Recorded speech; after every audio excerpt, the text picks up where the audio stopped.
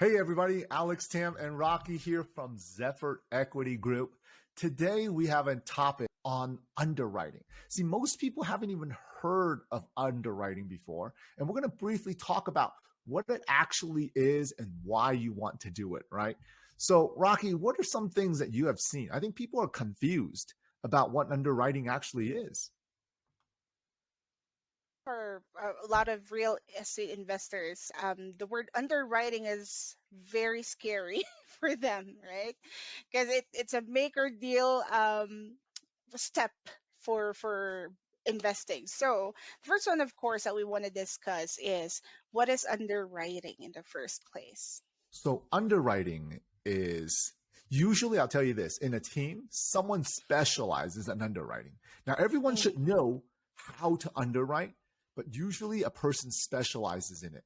Underwriting is taking a deal and you look at all the metrics of the deal, the costs per door, what does it cost, what are the loan terms, right?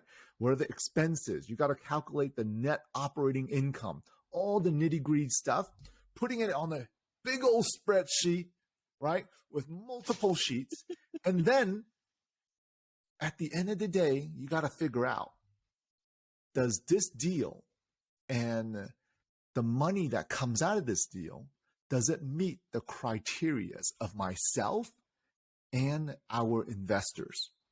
See, so why do people need to know underwriting? Number one, to see if it's a deal that they can do. People always say, oh, I just want a deal. I just want a deal. Yeah. Do you want a good deal? Do you want a bad deal? I want a good deal. Everyone wants a good deal. Yes, everybody wants a good deal. But what does a good deal look like? What is your criteria on a good deal? Right? What is the debt service ratio? Oh my, like what? Debt service coverage Yeah. ratio. What is that? Right? That's a whole nother class in itself. You have to know how to underwrite so that you can see and come in with your criterias if that underwriting meets your needs. But the reason why you have to also know the property and the location and everything is because you have to know if that underwriting, whether it's you or somebody else, it's real or not. See, because when you're looking at rent comps, saying if you are going to purchase an apartment and you're thinking, you know what, rent is right now at 300, I can bump it up to 750. Now that's what your friend's telling you, or your partner, business partner. Oh yeah, we can get the rents from 300 to 750. You'll be like, wow, that's amazing. I'm going to make a lot of money off this deal. How do you know if that's true? Right? You can't just go by what someone tells you because the numbers on the underwriting is fudgeable, which means that you can just go and play with it and make it look good. So Yeah. you have to really understand the location, the area. Like recently we went to Omaha and really checked out Omaha to see what it is. I've never been in Nebraska. Okay. But I landed in Omaha. I thought it was pretty cool. Right. So you got to see the location, but the underwriting is so huge. If you don't know underwriting and don't know how to read one and verify it, don't do it. Right. It's a lot of trust and not a lot of verify. Yeah. So Trust and verify trust always. and verify. Right. And for every real estate investor and broker, I would say there's a different they have their different way of underwriting, right? Mhm. So personally, Alex, how do you underwrite? What is your Well, is there a method for yeah, underwriting? I mean, there's two systems I really use. We use the Jake and Gino underwriting sheet or the synthesis underwriting sheet. They're both good. A lot of people like using one or the other.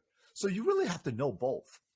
See, underwriting is putting the tools into the sheets, but what you really have to do is know where are you getting the data to put it in.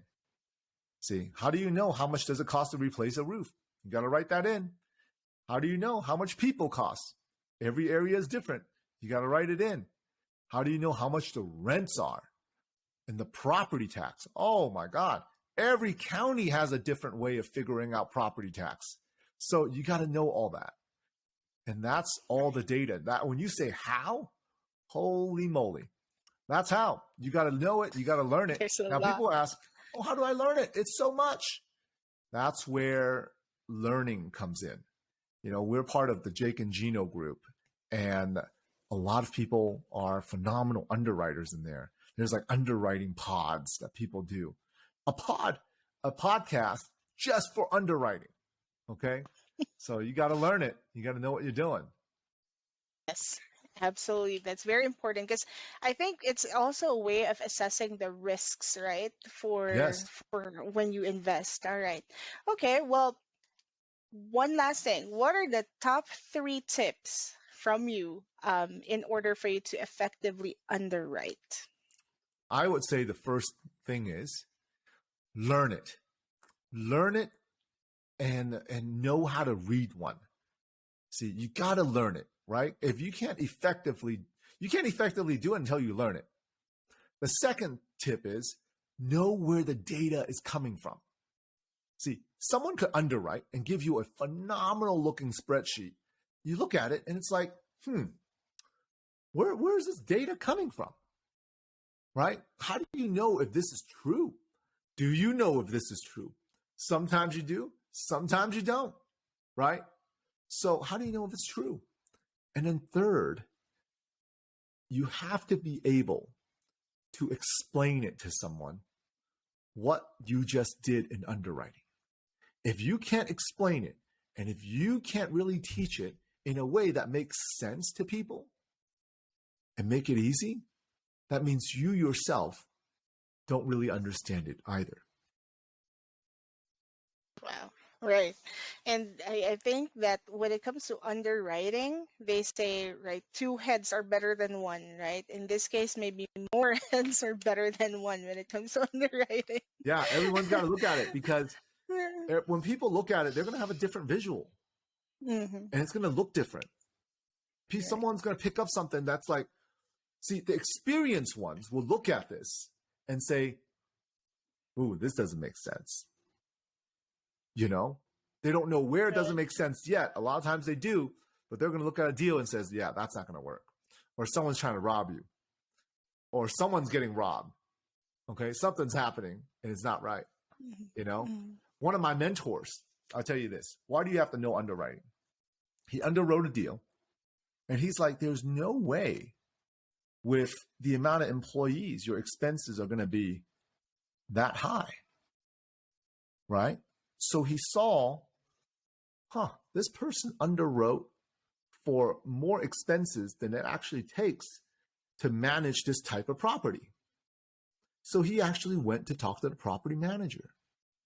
And what he found out was whoever was managing the deal was underwriting twice the amount of employees and pocketing half for himself and paying the employees half.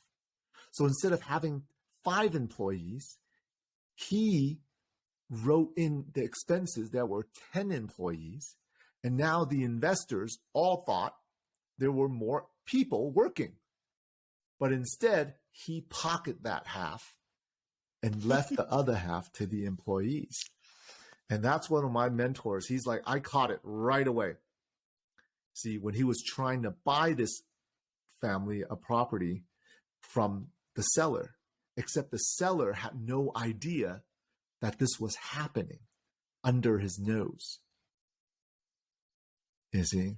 Mm-hmm. That's how being experienced really, really changes the game.